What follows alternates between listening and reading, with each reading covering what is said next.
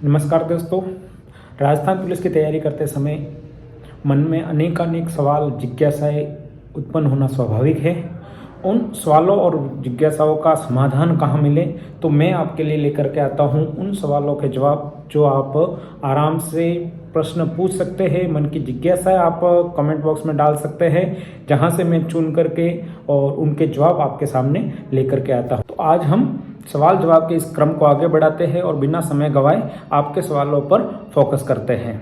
इससे पहले जिसने भी मेरे चैनल को सब्सक्राइब नहीं किया है वो सब्सक्राइब कर ले और नोटिफिकेशन बेल को ऑन कर ले, ताकि जब भी मैं वीडियो अपलोड करूं वो आप तक समय पर पहुंच जाए। क्योंकि मुझे समय थोड़ा सा कम मिल पाता है, तो इसलिए मेरे वीडियोस थोड़ा लेट आ पाते हैं, पर कोशिश करूंगा कि हर बार वीडियो में कुछ नया लेकर के आऊं और जितना जल्दी हो सके आपकी समस्याओं का समाधान यहां पर ले आऊं। आपकी जो जिज्ञासा रहती है उनको हम पूरा कर सकें। तो बढ़ते हैं आगे सवालों की तरफ। अधिकांश स्टूडेंट का ये सवाल रहता है कि क्या कोचिंग आवश्यक है या सेल्फ स्टडी करके भी इस एग्जाम में सफलता प्राप्त की जा सकती है। इस सवाल का जवाब देने से पहले मैं आपको बता दूं कि मैंने खुद भी जो तैयारी की थी सब इंस्पेक्टर के लिए और सेकंड ग्रेड टीचर भर्ती की, तो दोनों एग्जाम में मैंने किसी प्रकार की कोई कोचिंग नहीं की और अपनी सेल्फ स्टडी के आधार पर ही इनकी तैयारी की थी। तो ये अपने आप में एक उदाहरण है आपके सामने कि बिना किसी कोचिंग के आप सेल्फ स्टडी करके भी किसी भी एग्जाम में सफलता प्राप्त कर सकते हैं। कोचिंग की आवश्यकता क्यों होती है, तो हम इसका बिंदुवार ध्यान करते हैं। सबसे पहला बिंदु रहता है कि स्टडी मटेरियल। तो कोचिंग में क्या होता है कि आपको पूरा स्टडी मटेरियल आराम से पका पकाया मिल जाता है, जबकि आपको सेल्फ स्टडी में खुद तैयार करना पड़ता है, बुक सिलेक्ट करनी पड़ती है। यदि आप अच्छी बुक्स को सिलेक्ट कर सकते हैं और उनसे सिलेबस के अकॉर्डिंग अपने स्टडी मटेरियल को सिलेक्ट करके पढ़ सकते हो, तो आपको कोचिंग की आवश्यकता नहीं है। और यदि नहीं कर सकते ऐसा और आपको पका पकाया खाना है, तो आपको कोचिंग की तरफ मूव करना चाहिए।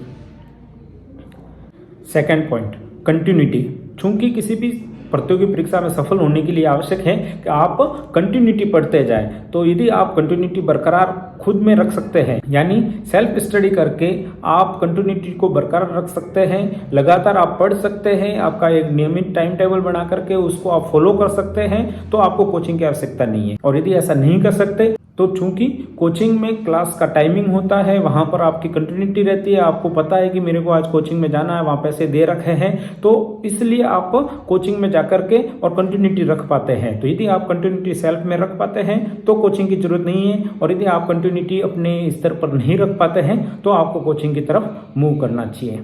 तीसरा पॉइंट है पढ़ाई के लिए माहौल का। तो यदि आपके आसपास ऐसा माहौल है या आप 2-4 फ्रेंड्स मिलकर के खुद में ही तैयारी करके और आपस में एक प्रतियोगी माहौल को तैयार कर पाते हैं और उसमें रह करके पढ़ सकते हैं, तो आपको कोचिंग की आवश्यकता नहीं है। और आप यदि आसपास में ऐसा कोई माहौल नहीं है जहां आपको पढ़ने के लिए कुछ प्रेरणाएं मिले या आपके अंदर एक जिज्ञासा या इच्छा शक्ति उत्पन्न रह पाए, तो आपको कोचिंग की तरफ जाना चाहिए। और यदि आप खुद में और आपके माहौल में आप पढ़ सकते हो और अपनी कंटिन्यूटी को बरकरार रख सकते हो, तो आपको कोचिंग जाने की आवश्यकता नहीं है। नेक्स्ट है कि अपनी तैयारी का स्तर जांचने के लिए कि दूसरे स्टूडेंट की तुलना में हम कहां पर है, हमारी तैयारी कैसी है। तो इसके लिए आजकल खूब सारे मॉडल टेस्ट पेपर चलते हैं और यहां तक कि जो क्रोनोलॉजी करके एक मासिक बुक आती है, तो उसमें भी हमेशा मॉडल टेस्ट पेपर भी दिए हुए होते हैं। पुरानी जितनी परीक्षाएं हो रखी है उनके भी पेपर आते रहते हैं, तो आप उनको हल करके अपना स्तर जांच सकते हैं कि मैं कहां पर स्टेबल कर रहा हूं या मेरी तैयारी किस लेवल तक पहुंची है।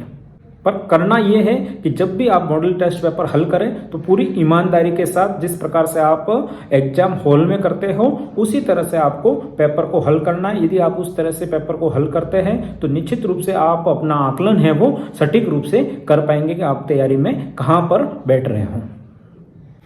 तो मैं तो यही कहूंगा कि यदि आप सेल्फ तैयारी कर सकते हो तो सेल्फ से बेस्ट कुछ भी नहीं है। यदि कोचिंग करने से ही सफलता मिलती तो जितने कोचिंग करने वाले हैं सब सफल हो जाते, तो ऐसा करते ही नहीं है। खूब सेल्फ स्टडी करने वालों का सिलेक्शन हो रहे हैं।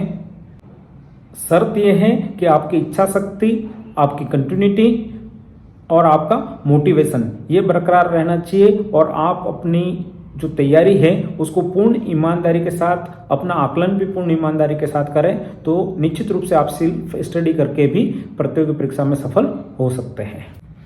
नेक्स्ट प्रश्न है कि करंट अफेयर्स कब तक का एग्जाम में आता है। तो जो मैंने प्रतियोगी परीक्षाओं के अंदर देखा है, सामान्यतः करंट अफेयर्स है वो 1 साल से 2 साल तक का आता है और आपको मिनिमम 1 से 2 साल तक की तैयारी करनी चाहिए, क्योंकि उसमें से कई बार ऐसे एग्जाम होते हैं जिसमें बिल्कुल ही करंट अपडेटेड चीज़ें पूछिए। तो ऐसे भी एग्जाम मैंने देखे हैं जिनमें साल भर से पुराना तक का पेपर में प्रश्न पूछे गए हैं। नेक्स्ट प्रश्न है कि सब इंस्पेक्टर की नेक्स्ट भर्ती में एंट्री होगा या नहीं होगा। सब इंस्पेक्टर एक ऐसा पद है जिसमें आपको फील्ड में पब्लिक डीलिंग करनी पड़ती है, लोगों के बीच जाना पड़ता है, वो पुलिस समझाइश के तौर पर जाना हो या अनुसंधान के तौर पर या किसी कानून व्यवस्था ड्यूटी के दौरान जाना पड़ता हो। आप लोगों को कैसे फेस करोगे, कैसे उनके सवालों के जवाब दो और आपका वे ऑफ टॉकिंग कैसा है, तो इन सब की समग्र जांच करने के लिए इंटरव्यू बहुत आवश्यक है। बिना इंटरव्यू के आपका यह आकलन हो कर पाना मुश्किल है, इसलिए मेरा यह मानना है कि आगे की भर्तियों में सब इंस्पेक्टर के लिए इंटरव्यू हमेशा बने रहेंगे, ये हटाए नहीं जाएंगे। नेक्स्ट, पुलिस में स्पोर्ट्स कोटा कितना होता है। स्पोर्ट्स कोटा है जो राजस्थान पुलिस में सामान्य पुलिस भर्ती का 2% है, वो स्पोर्ट्स कोटा होता है। उसके लिए अलग से विज्ञापन जारी होता है और उस विज्ञापन के अंदर एज लिमिट क्या है, कितनी पोस्ट किस खेल को दी गई है और क्या योग्यता चाहिए, इन सब का उसमें उल्लेख होता है। और उसमें आपको रिटर्न एग्जाम नहीं देना पड़ता, आपके जो सर्टिफिकेट्स होते हैं खेल के, स्टेट लेवल, नेशनल लेवल या इंटरनेशनल लेवल, उनके अलग अलग नंबर निर्धारित होते हैं। जो टोटल नंबर होता है उसका 70% तो इन सर्टिफिकेट से होता है और बाकी के 30% आप जिस खेल से, इवेंट से हो, उस इवेंट में आपकी जो परफॉर्मेंस है उसके आधार पर आधारित होता है। तो टोटल इस प्रकार से 30% तो आपके परफॉर्मेंस और 70% आपके सर्टिफिकेट, इनको जोड़ करके ओवरऑल मेरिट निर्धारित होती है और उस मेरिट के आधार पर सिलेक्शन निर्धारित किए जाते हैं। नेक्स्ट, स्कूल लेवल से सब इंस्पेक्टर की तैयारी कैसे करें। तो चूंकि मैंने पहले भी बता चुका हूं कि सब इंस्पेक्टर में 2 पेपर होते हैं, एक हिंदी और जीके एंड जीएस। तो हिंदी के लिए आपको स्कूल लेवल से ही अपनी ग्रामर पे फोकस करना चाहिए और जीके एंड जीएस के लिए आपकी जो सोशल साइंस, राजस्थान अध्ययन और साइंस है, इनके ऊपर फोकस करना चाहिए, इनकी कंटिन्यूटी तैयारी करनी चाहिए। और स्कूलिंग लेवल से ही आपको करंट अफेयर्स, डेली न्यूज़पेपर पढ़ने की आदत डाल देनी चाहिए। इसके अलावा चूंकि सब इंस्पेक्टर के लिए फिजिकल भी एक महत्वपूर्ण पार्ट है, तो आपको प्रतिदिन सुबह शाम 1-1 घंटा अपने शरीर पर फोकस करना चाहिए ताकि आपका फिजिकल मजबूत हो जाए। नेक्स्ट, सब इंस्पेक्टर के लिए हाइट और चेस्ट क्या रहती है।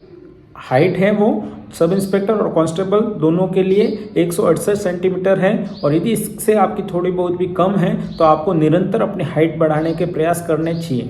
चेस्ट आपका 81 से 86 होना चाहिए, यानी आपका नॉर्मल 81 और फुलाने पर 86। यदि बाय द वे आपका चेस्ट 82, 83 ऐसा यदि नॉर्मल है तो आपको फुलाना 86 तक नहीं है, आपको 5 सेंटीमीटर कम से कम फुलाना पड़ेगा, यानी 83 है तो 88 तक आपका फूलना चाहिए।